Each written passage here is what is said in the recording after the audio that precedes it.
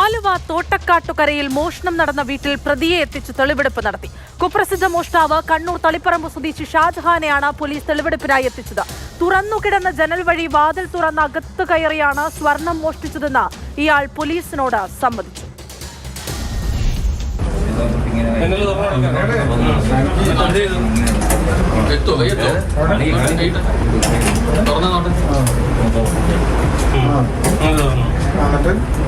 തെളിവെടുപ്പിന് എത്തിച്ചപ്പോഴാണ് വീടിനകത്ത് കയറി മോഷണം നടത്തിയ രീതി പ്രതി പോലീസിന് കാണിച്ചു കൊടുത്തത്.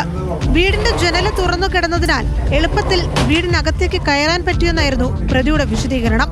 ജനലിലൂടെ അകത്തേക്ക് കൈയിട്ട് വാതിൽ തുറന്ന വീടിനകത്തു കയറുകയായിരുന്നുവെന്ന് കുപ്രസിദ്ധ മോഷ്ടാവ് ഷാജഹാൻ പോലീസിനോട് സമ്മതിച്ചു. 5.5 ലക്ഷം രൂപ വില വരുന്ന സ്വർണ്ണാഭരണങ്ങളാണ് പ്രതി മോഷ്ടിച്ചത്. മോഷ്ടിച്ച ആഭരണങ്ങൾ സഹായിയായ കുട്ടമശ്ശേരി സ്വദേശി ആസാദിന്റെ സഹായത്തോടെ ആലുവയിലെ തന്നെ സ്ഥാപനത്തിൽ വിൽപ്പന നടത്തുകയും ചെയ്തു. ഈ തുക ഇരുവരും വീതിച്ചെടുക്കുകയായിരുന്നു. പിന്നാലെ അടുത്ത മോഷണത്തിന് തയ്യാറെടുക്കുന്നതിനിടയിലാണ് ഷാജഹാൻ ആലുവ പോലീസിന്റെ പിടിയിലാകുന്നത്. വിൽപ്പന നടത്തിയ സ്വർണവും സ്ഥാപനത്തിൽ നിന്ന് പോലീസ് കണ്ടെടുത്തിട്ടുണ്ട്. മോഷണ കേസുകൾക്ക് പുറമെ ലഹരി വിൽപ്പന കേസുകളിലും പ്രതിയാണ് തളിപ്പറമ്പ് സ്വദേശിയായ ഷാജഹാൻ. രാസലഹരി വിൽപ്പന നടത്തിയതുമായി ബന്ധപ്പെട്ട കേസിൽ ജയിലിൽ കഴിഞ്ഞപ്പോഴാണ് ആസാദിനെ പരിചയപ്പെടുന്നത്.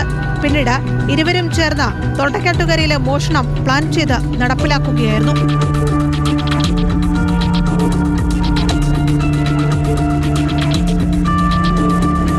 മാതൃഭൂമി ന്യൂസ്, കൊച്ചി.